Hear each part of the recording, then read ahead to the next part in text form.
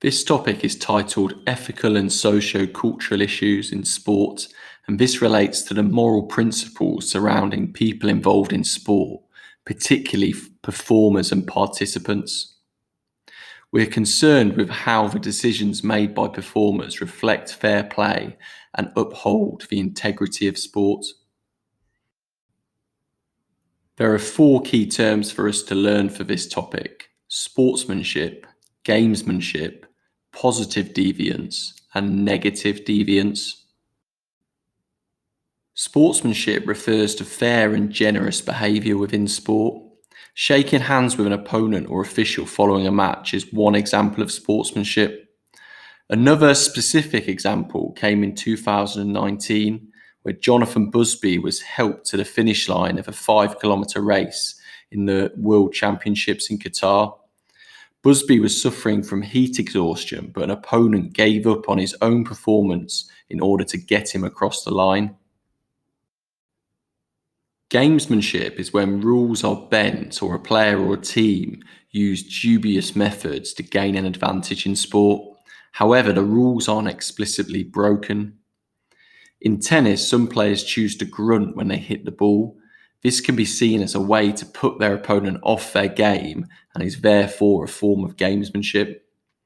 Players in football sometimes time waste by dribbling the ball into the corner of the pitch towards the end of the match. This is another example of gamesmanship. Deviance refers to acting outside the norms of sport, but there are two types of deviance. Positive deviance is acting outside the norms of sport, but not intentionally breaking the rules. For example, a rugby player may accidentally put a high tackle in on an opponent.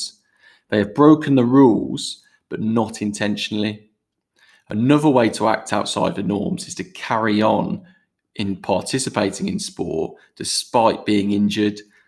This is not normal in sport, so therefore it's a form of positive deviance. In the 2014 NRL Grand Final, Sam Burgess fractured his cheekbone in the first minute of the match. However, he continued playing and was even nominated as Player of the Match. This is an example of positive deviance because he's acted outside of the norms of sport by continuing with this injury. Negative deviance is acting outside the norms of sport and intentionally breaking the rules. This relates to intentional foul play. For example, a low blow in boxing, a deliberate studs up challenge in football, or pulling someone's shirt in hockey would all be examples of negative deviance. Positive deviance shows overconformity to sport as performers go beyond what is expected of them, such as continuing to play when clearly injured.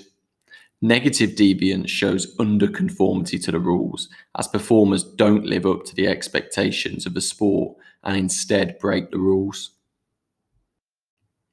You could be asked to define sportsmanship, gamesmanship, positive deviance, or negative deviance for your exam, but you could also be asked to give examples of each. Make sure you understand each term and also that you can give examples from several sports.